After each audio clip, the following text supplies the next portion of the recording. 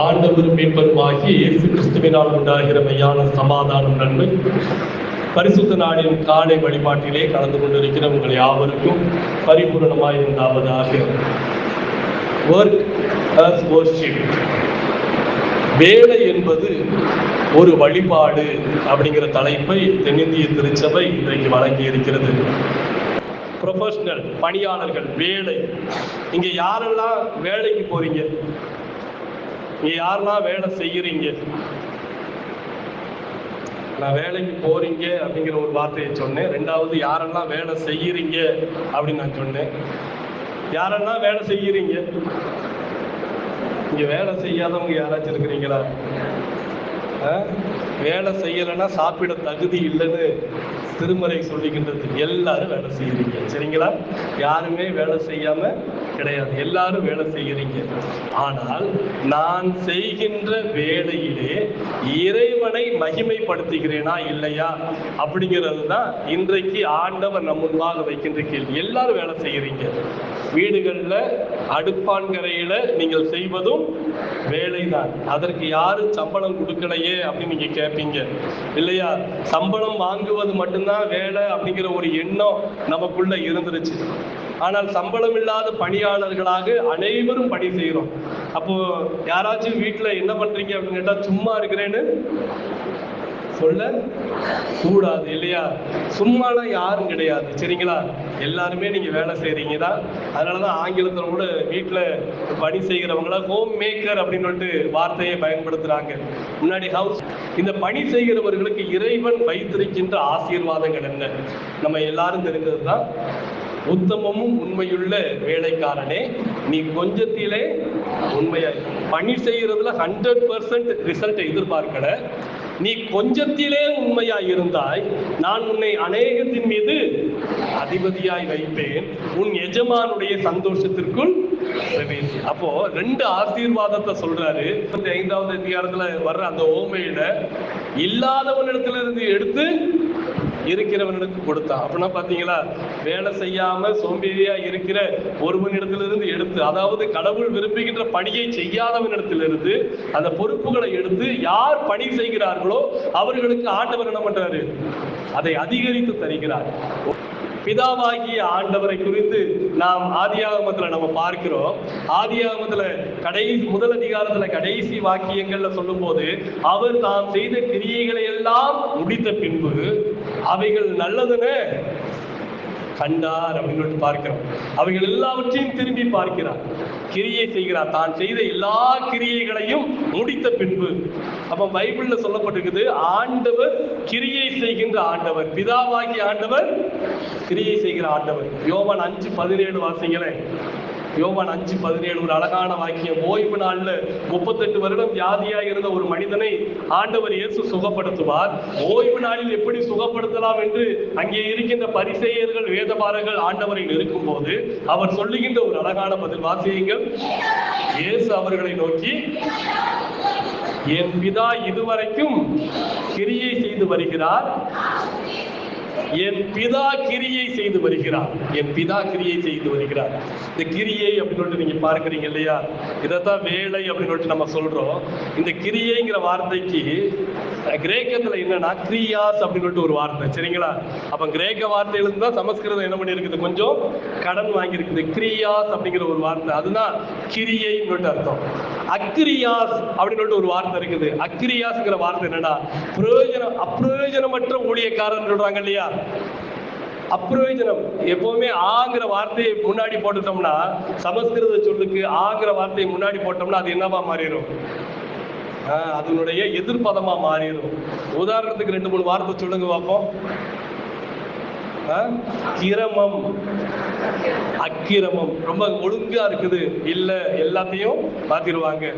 நான் கொஞ்சம் வித்தியாசமா சொல்றேன். சிங்கம். சிங்கம்னா கெத்து நினைச்சுக்கிட்டு இருக்கிறீங்க, சரிங்களா? இந்த 2 வார்த்தை அதுக்குள்ள வராது, பார்த்துக்கோங்க. வேற வார்த்தைகள்லாம் இருக்குது.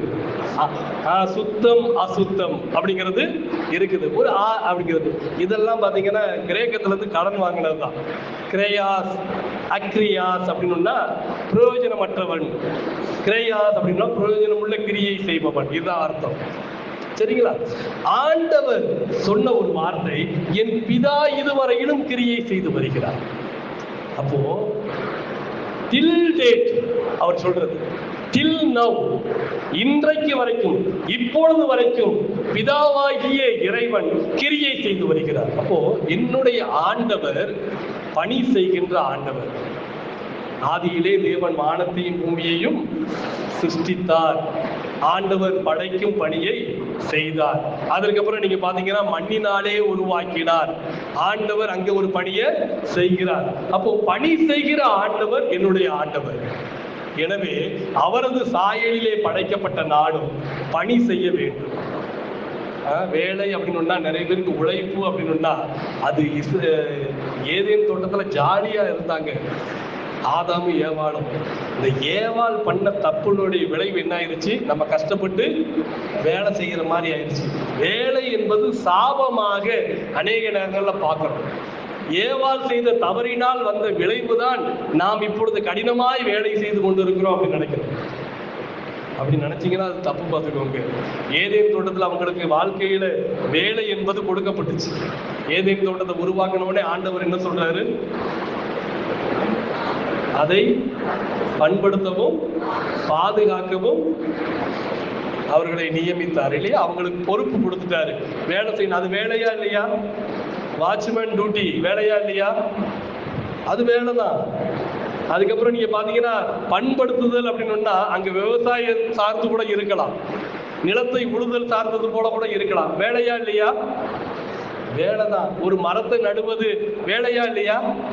வேலைதான். அப்போ அன்புக்குரியவர்களே, இங்கே என் பிதாவாகிய ஆண்டவர் பணி செய்கிறவர். அவர் தமது சாயலிலே படைக்கப்பட்ட நானும் பணி செய்ய வேண்டும் என்று விரும்புகிறார். அதற்காக தான் ஏதேன்ல பணி செய்தது. சரி, அப்போ ஏதேன்ல வேலை செய்ததை வேலையாக கருதாமல் ஏன் இந்த மக்கள் இந்த பூமியில வேலை செய்யறத ரொம்ப ரொம்ப வேலையாக உழைப்பாக கருதுகிறார்கள்? ஏதேன்ல மண்ணுல எதை போட்டாலும் அது பொன்னா விளையும். அல்லேலூயா. ஏன்னா அங்க எதுவுமே மாசுபடலை. பார்த்துக்கோங்க, எல்லாம் தூய்மையா இருந்துச்சு. மனிதர்களும் தூய்மையா இருந்தாங்க, இயற்கையும் தூய்மையா இருந்தாங்க. அதே நேரத்துல இந்த உலகத்துல இந்த மனிதன் குறைவுபட்ட பிறகு, மனிதன் பாவத்திலே விழுந்த பிறகு, இந்த உலகத்துல அவன் பாவத்தை அதிகரிக்க தொடங்கிய பிறகு, இந்த பூமியில் அவன் எதை போட்டாலும் அவனுக்கு பலன் தர்றது கிடையாது. அதனாலதான் பைபிள்ல போட்டுருக்குது, நீ எவ்வளவுதான் விதைச்சாலும் அந்த பயிரை உனக்கு அது ரொம்ப ஈஸியாலாம் கொடுத்துறாது. அது உனக்கு கொஞ்சம் கஷ்டத்தை ஏற்படுத்தும். அதனால பாவம் செய்ததினால் ஏற்பட்ட விளைவு தான் நம்ம இன்றைக்கு பணிகளிலே பெறுகின்ற அந்த சில கடினமான காரியங்கள். நாம் சில நேரங்களில் கொடுப்பது தோல்வியில முடியுது, சில நேரங்களில் தாமதமாகுது. இவைகள் எல்லாமே காரணம் என்னவென்றால் வீழ்ச்சியில் இருக்கின்ற மானுடம். வீழ்ச்சிக்கு முன்பாக மானுடம் எல்லாம் சரியா தான் இருந்துச்சு. அப்போ பிதாவாகி ஆண்டவர் பணி செய்கிறார், நம்மை பணி செய்ய அழைக்கிறார். இயேசு கிறிஸ்து பணி செய்தாரா இல்லையா? அவர் ஒரு தச்சரின் மகன். நம்ம ஒரு பாட்டு அழகா இருக்குது, கேளுங்கள் தரப்படும், தட்டுங்கள் திறக்கப்படும். அந்த பாட்டுல பாத்தீங்கன்னா அவர் எழுதி வைத்தாரு, தகப்பனார் செய்த தச்சு தொழிலையே தனையனும் செய்தாரே. ரொம்ப அழகா இருக்கும். பாத்துக்கோங்க அந்த வார்த்தை. சில எல்லாத்தையும் பைபிள்ல எழுதி வைக்க முடியாது. ஆண்டவர் இயேசு கிறிஸ்து கீழ்ப்படியில் உள்ள மகனாக இருந்தார் அப்படின்னா அப்பாவின் பணியை கட்டாயமா அவர் என்ன பண்ணிருப்பாரு? செய்திருப்பாரு. செய்யாமலா இருந்திருக்க மாட்டாரு. அப்பாவுக்கு உதவியாக இருந்திருப்பார். கொலை தொழிலை பத்தி அங்க சொல்லல. பார்த்துக்கோங்க, அப்பாவுக்கு உதவியா அவரு இருந்தார்.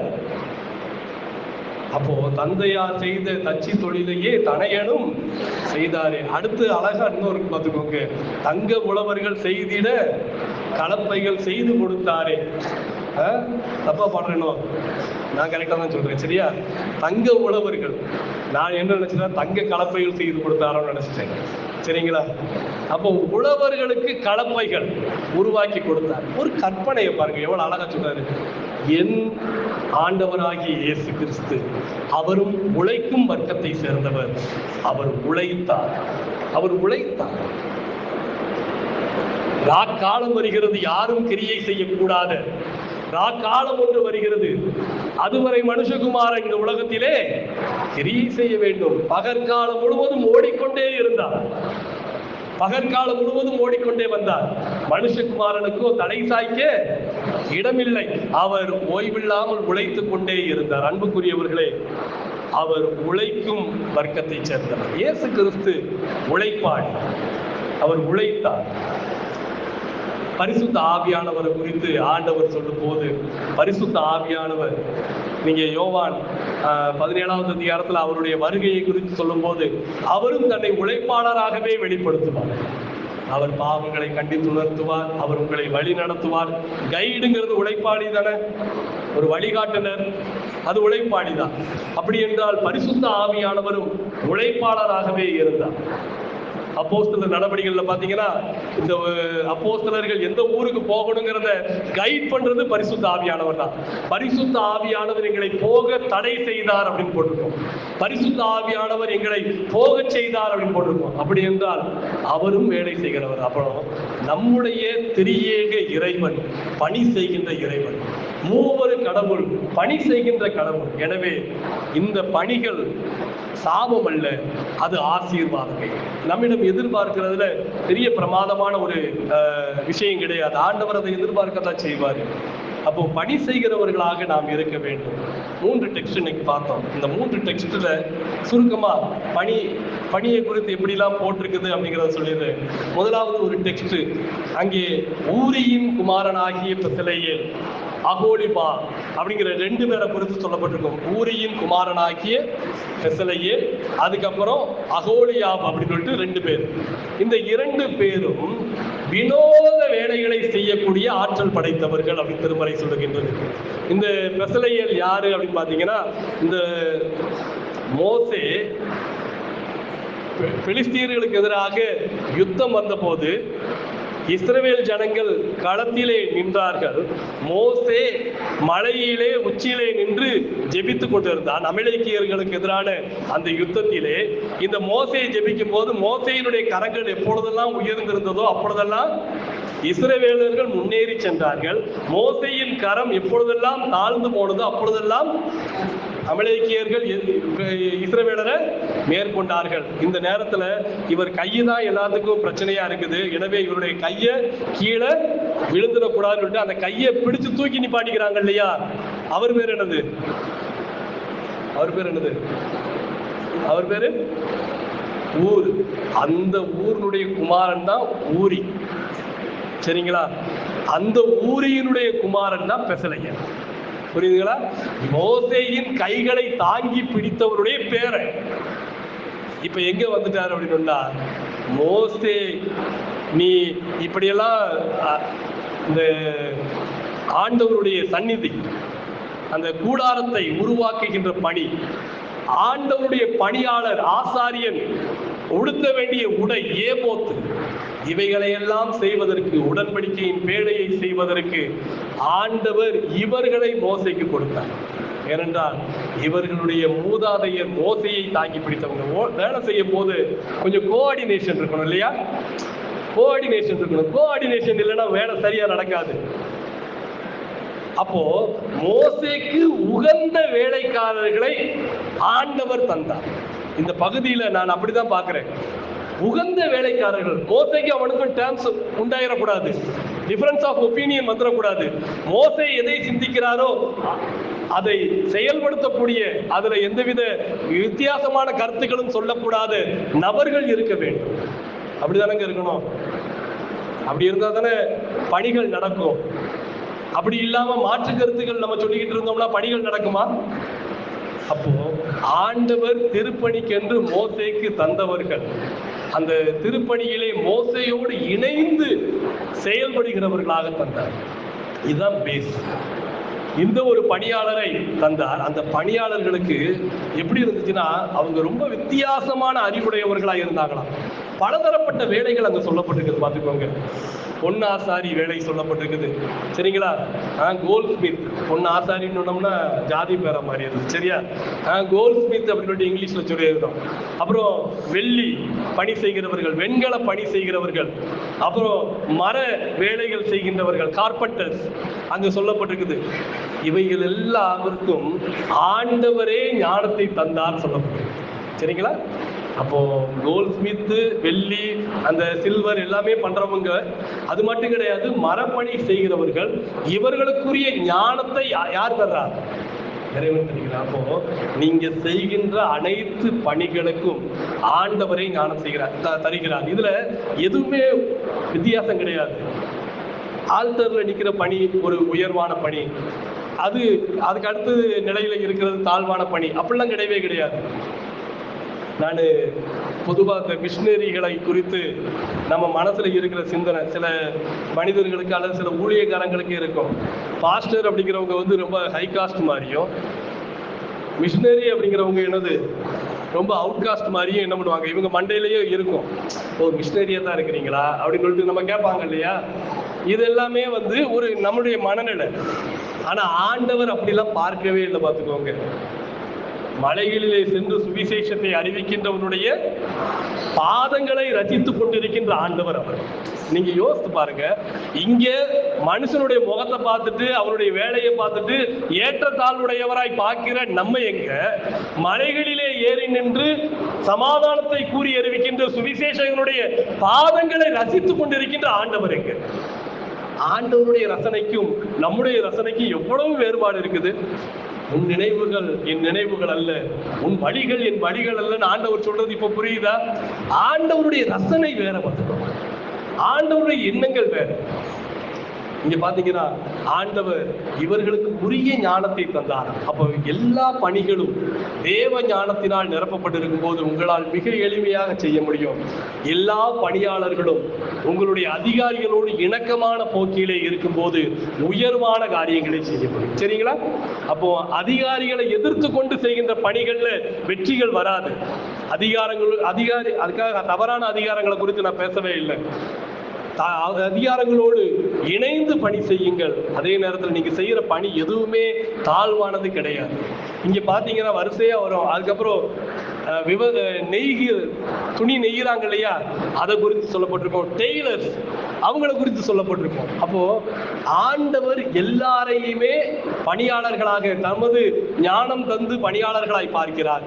இந்த பணிகளின் மூலமாக இறைவனை மகிமைப்படுத்த முடியும் என்று எண்ணுகிறார். சரிங்களா? உதாரணத்துக்கு நம்ம ஒண்ணு எடுத்துக்கிடுவோம். ஒரு கோல்ட் ஸ்மித், ஒரு தங்கம் சார்ந்த பணிகளை செய்கிற ஒருத்தர், அதுல சீட் பண்ண முடியுமா?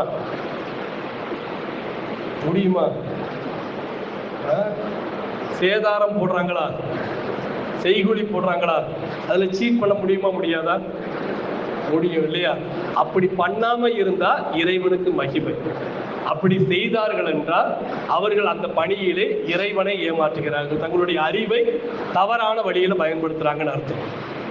ஒரு சயின்டிஸ்ட், இப்ப அப்துல் கலாம், டாக்டர் அப்துல் கலாம் இருக்கிறார் இல்லையா, இந்த அப்துல் கலாம் அவருடைய வாழ்நாள் சரித்திர புத்தகத்தில் அவர் எழுதுறாரு, நான் அணு குண்டுகளை செய்வதிலே திறன் பெற்றவனாய் இருப்பதில் சந்தோஷம் அடைந்ததை காட்டிலும் நான் அணுகுண்டுகளை தயாரித்து பிற நாடுகள் பார்ப்பது அந்த சேட்டலைட்ல இருந்து மறைவாக அந்த அணுகுண்டு பரிசோதனையை செய்து முடித்தேன்.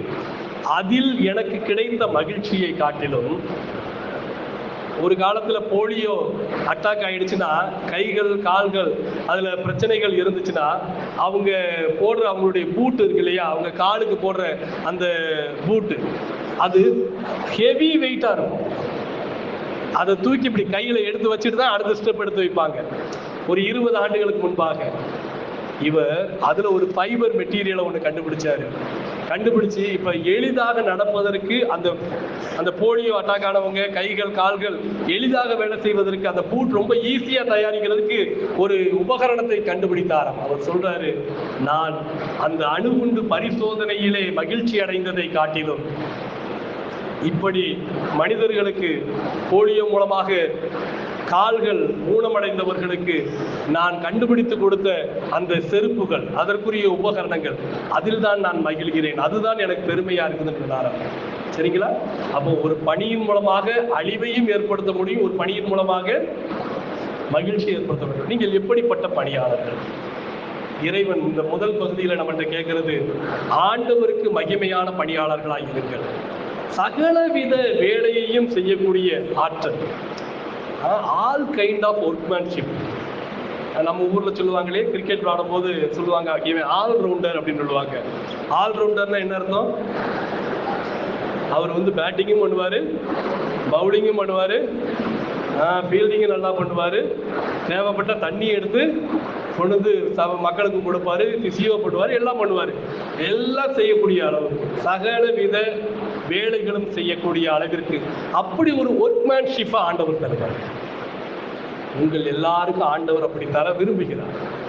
நாம் இந்த மோசேயோடு இணக்கமா இருந்தாங்க இல்லையா, அப்படி ஒரு இணக்கமான பணியாளர்களாக இருக்க பழகின்றோம். இரண்டாவது ஒரு பகுதியை நம்ம வாசிக்கிறோம்.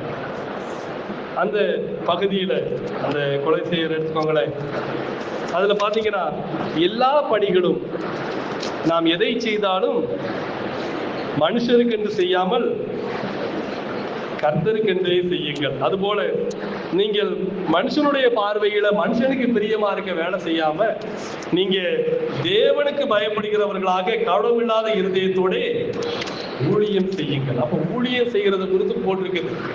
நீங்க எதை செய்தாலும் அதை இறைவனுக்கு செய்கிறீர்கள்ங்கிற எண்ணம் இருக்கணும்.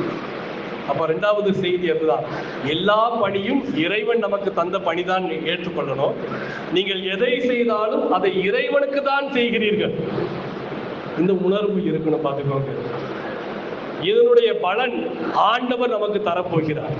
நீங்கள் செய்வதற்குரிய காரியங்களுக்குரிய பலனை அவர் தான் நமக்கு தரப்போகிறார் அப்படிங்கிற ஒரு உணர்வோடு இருக்கணும். ஒரு உதாரணத்தை நான் உங்களுக்கு சொல்றேன். இப்ப காணிக்க எடுக்கிறோம். காணிக்கை எடுக்கும்போது நீங்க காணிக்கை பையில போட்டுறீங்க. இப்ப ஒரு பேரை எழுதி, உங்க பேரை எழுதி கவர்ல எழுதி காணிக்கை போடுங்க அப்படின்னா, பையில போடுற காணிக்கைக்கும் பேர் எழுதி நீங்க போடுற காணிக்கைக்கு வித்தியாசம் இருக்குமா? இருக்குமா? இருக்காது. ஏன் இருக்கும்? நீங்க காணிக்கை கடவுளுக்கு தானே போடுறீங்க, கடவுளுக்கு தானே காணிக்கை போடுறீங்க. கடவுளுக்கு போடும்போது, பைகளுக்குள்ள போடும்போது வருகின்ற உணர்வு ஒரு கவர்ல காணிக்கையை வைக்கும் போது ஏன் மாறுது? ஏன் சொல்லுங்க? எல்லாருக்கும் தெரியும், ஆனா நம்ம வெளியில சொல்றது கிடையாது. பார்த்துக்கோங்க. ஏனென்றால் பையில போடுறது எவர் கை எதை போட்டதுன்னு சொல்லிட்டு யாருக்கும் தெரியாது. ஆனா கவர்ல போடுறது தெரிஞ்சிடும் இல்லையா? ஆனா பையில போடுறது கடவுளுக்கு தெரியுமா தெரியாதா? அது நமக்கு தெரியல. பாத்தீங்களா? இதுதான் பிரச்சனையே. பையில போடுறது கடவுளுக்கு தெரியுங்கிறது நமக்கு தெரியாம போச்சு. நான் பேரெழுதி போட்டாதான் தெரியும் நீங்க நினைச்சுக்கிட்டு இருக்கிறீங்க. ஆனா கடவுளுக்கு தெரியும். அவர் காணிக்கை பெட்டியின் அருகே வந்து நின்று அவங்க காணிக்கை போடுறத பார்த்தார் அப்படின்னு போட்டுருக்குது. அந்த 2 காசு போட்ட விதவை என்ன அப்படி கையில பணத்தை அப்படி பண மூட்டை அப்படி சுத்தி சுத்தி எல்லாருக்கும் காட்டிட்டா போய் போட்டிருப்பாங்க? காட்டியிருப்பாங்களா? யாருக்கும் காட்டியிருக்க மாட்டாங்க. யாருக்கும் காட்டியிருக்க மாட்டாங்க. அதை கொண்டு போனாங்கன்னா யாரும் அதை ஏத்துக்கிடவே மாட்டாங்க. ஆனா அவங்க போட்டுதான் ஆண்டவர் பார்த்தாருன்னு போட்டிருக்குது. பார்த்துக்கோங்க. அப்போ மற்றவங்க கட்டுக்கட்டா போட்டிருப்பாங்க. அவங்க எல்லாருமே உயர்த்தி கொண்டு வந்து எல்லாத்தையும் பெரிய தட்டில் எடுத்து கொண்டு வந்து கூட போட்டிருப்பாங்க. அதை ஆண்டவர் கவனிக்கல. ஆண்டவர் கவனிக்கிறார். பார்த்துக்கோங்க. அப்போ நீங்க செய்வது இறைவனுக்கு தான் தர்றோம் அப்படின்னு இந்த நம்ம நினைக்கிறோம் இல்லையா, பைக்கும் கவருக்கும் வித்தியாசத்தை பார்க்கிறோம் இல்லையா, அது போலதான். அப்படி நினைச்சீங்கன்னா பலன் கிடைக்காது. நீங்கள் எதை செய்தாலும் கர்த்தருக்கு செய்கிறோம் அப்படிங்கிற எண்ணத்தோட செய்யும். சரி, நீங்க கவரு காணிக்க கொடுக்குறீங்க. நான் கேட்குறேன், இப்போ இந்த கவர் எல்லாமே இப்போ பேராயருக்கு நீங்க கொடுக்குற கிஃப்ட் அப்படின்னு நான் சொல்லிட்டேன்னு வச்சுக்கோங்க. இப்போ நீங்க கொடுக்குற கவர் தான் பேராயருக்கு நீங்க கொடுக்குற கிஃப்ட்ன்னு நான் சொல்லிட்டேன்னா, இப்போ இந்த காணிக்கை எப்படி இருக்கும்?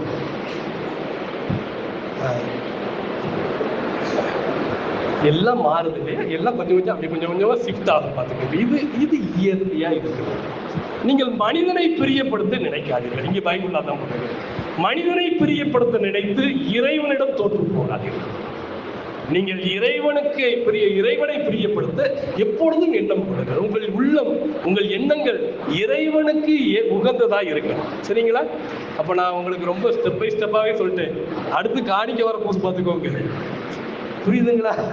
அடுத்து முடிச்ச உடனே நான் போன உடனே காணிக்கையை பத்தி நான் சொல்ல போறேன். இந்த பிரசங்கம் மட்டும் ஒரு சிஎஸ்ஐ போதகர் பண்ணாம ஒரு வெளியில உள்ள சுயாதீன திருச்சபையில பண்ணியிருந்தாங்கன்னா சூப்பரா சொல்லியிருப்பாங்க. இதை நான் அவங்களுக்கு அனுப்ப போறேன். சரியா? அவங்க பல இடத்துல பயனுள்ளவர்களா இருப்பாங்க. அன்புக்குரியவர்களை மனுஷன் என்று செய்யாது. அது எதுவாக இருந்தாலும் சரி, உங்களுடைய பணியை மனுஷனுக்கு செய்யாதீங்க. மனுஷன் பிரியப்படுமா, மனுஷன் இது அங்கீகரிப்பான் அப்படிலாம் பார்க்காதீங்க. தேவன் அங்கீகரிப்பாராய் இந்த பணியை, தேவன் அப்படி உகந்த வாசனையாக ஏற்றுக்கொள்வாராய் அப்படி பாருங்க. அப்படி நீங்க பார்க்க அழைக்கப்படுவீங்க. சரிங்களா? அப்ப இரண்டாவது சொல்லப்பட்ட செய்தி அதுதான். நீங்கள் எதை செய்தாலும் மனுஷருக்கென்று செய்யாமல் கர்த்தருக்கென்றே செய்யுங்கள், அது உங்களுக்கு ஆசீர்வாதம். மூன்றாவதாக ஒரு அழகான பகுதி பார்த்துக்கோங்க, லூக்கா 17வது அதிகாரம். இந்த அதிகாரத்துல இந்த பகுதி எதனுடைய ஆரம்பமா இருக்குதுன்னா, சீடர்கள்லாம் வந்து ஆண்டவர்கிட்ட கேட்கிறாங்க, எங்கள் விசுவாசத்தை வர்த்திக்க பண்ணும், எங்களுடைய விசுவாசத்தை வர்த்திக்க பண்ணும், எங்கள் விசுவாசம் வளர நீர் எங்களுக்கு உதவி செய்யும், உபதேசம் செய்யும் அப்படின்னு கேட்கிறாங்க. விசுவாசத்திற்காக அவர்கள் கேட்கிறார்கள். விசுவாசத்திற்காக கேட்டவர்களுக்கு ஆண்டவர் பதில் அளிக்கிறார். முதல் வசனமும் விசுவாசத்துக்கான பதில் தான். நம்ம அதை படிச்சிருக்கிறோம். கடுகு விதையளவு விசுவாசம் உங்களுக்கு உண்டாயிருந்தால் இந்த காட்டத்தி மரத்தை வேரோடு பிடுங்குண்டு கடலிலே நடப்படுவதாக என்று சொன்னால் அது உங்களுக்கு கீழ்ப்படியும் அப்படின்னு இருக்கிறார். சரிங்களா? நீங்கள் விசுவாசத்தோட காட்டத்தி மரத்தை வேரோடு புடுங்கி கடலிலே நடப்படுவதாக என்று சொன்னால் எது உங்களுக்கு கீழ்ப்படியும்? எதுங்க? மரம் உங்களுக்கு கீழ்ப்படியும். சரிங்களா? நீங்க இறைவனுக்கு கீழ்ப்படுகிறதை குறித்து போடல, மரம் உங்களுக்கு என்ன பண்ணுமா? கீழ்ப்படியும்.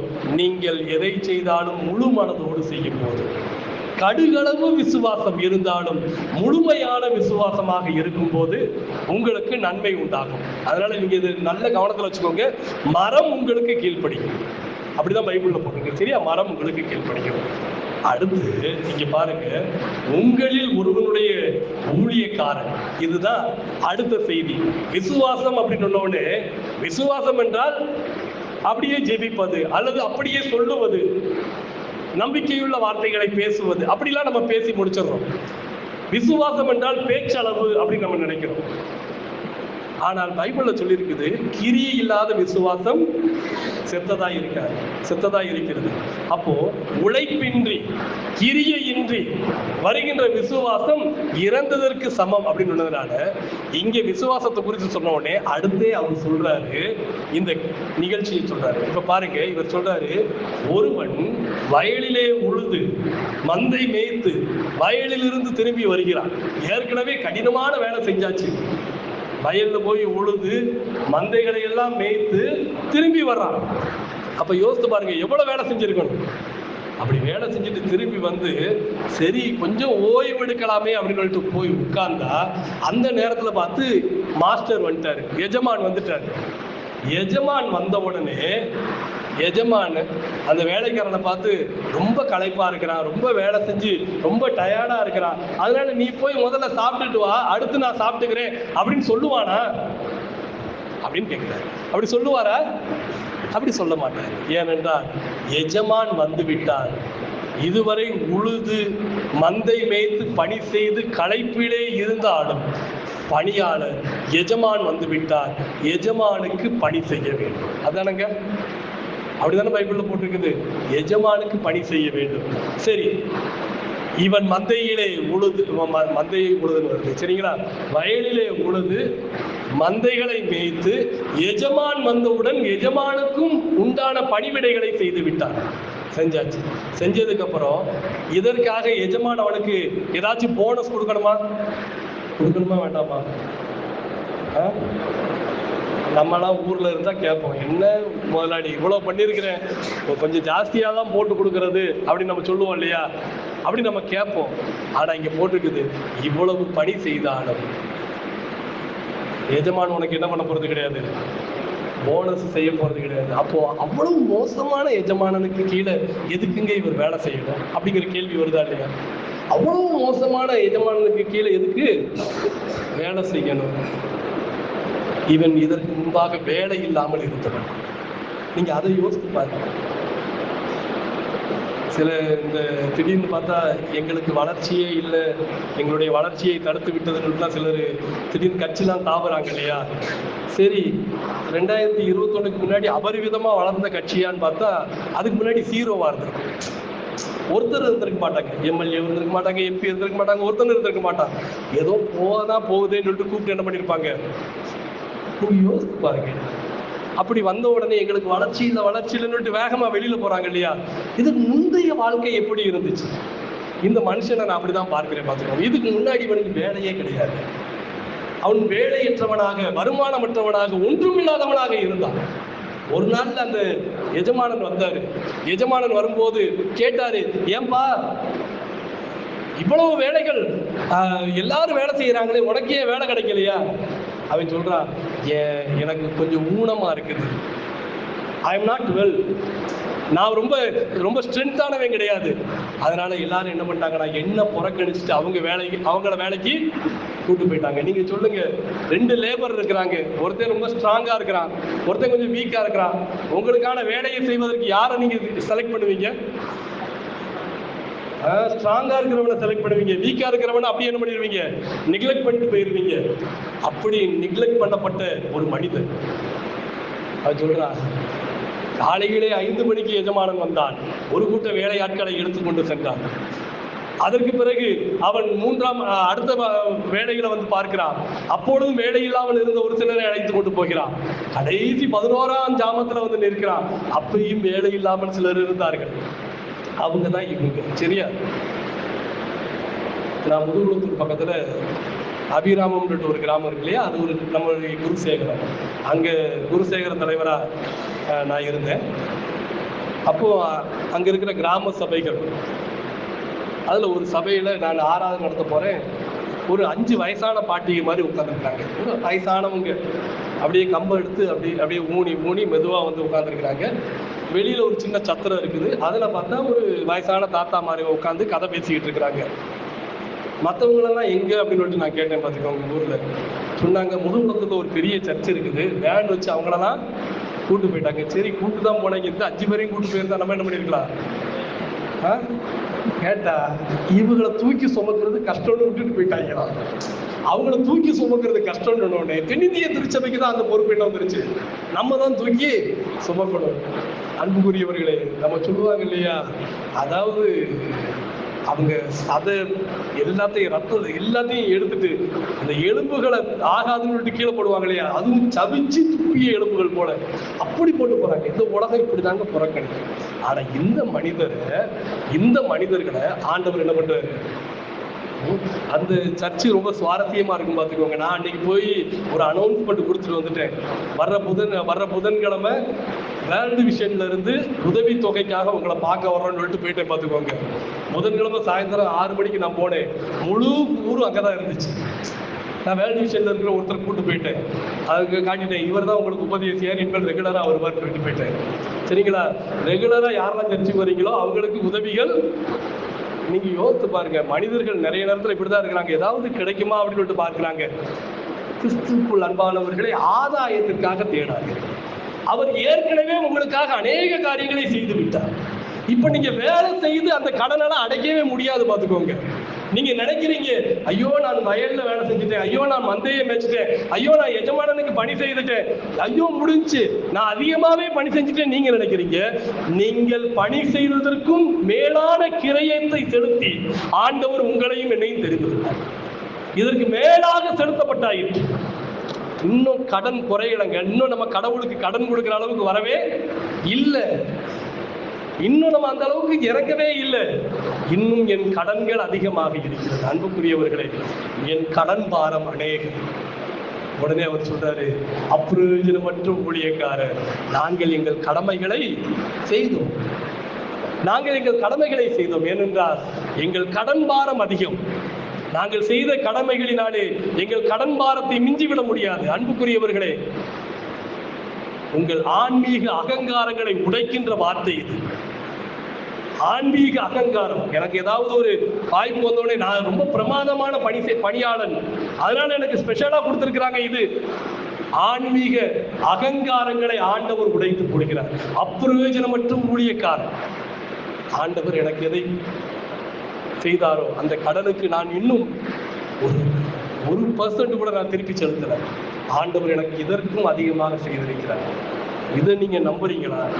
இறைவனுக்கு உண்மையாய் பணி செய்வீர்கள். இதை நீங்க நம்பினீங்கன்னா ஆண்டவர் உங்களுடைய பணிகளிலே உங்களோடு கூட இருந்து உங்களை உயர்த்துவார். அன்புக்குரியவர்களை, இந்த உணர்வோடு பணி செய்யுங்க. நீங்க பணி செய்கிறது எந்த இடத்துலையும் இருங்க, எந்த ஸ்பாட்லையும் இருங்க. ஆனா அந்த பணியை இறைவனுக்கு செய்வதை போல நீங்கள் நினைத்து செய்யுங்கள். ஆண்டவர் நிச்சயமாகவே உங்களை ஆசீர்வதிப்பார், நிச்சயமாகவே உங்களை ஆசீர்வதிப்பார். 6 நாளும் நீ வேலை செய்து உன் கிரியைகளை எல்லாம் நடப்பிப்பாயாக, 7ஆம் நாளோ ஓய்வு நாள் அப்படின்னாரு.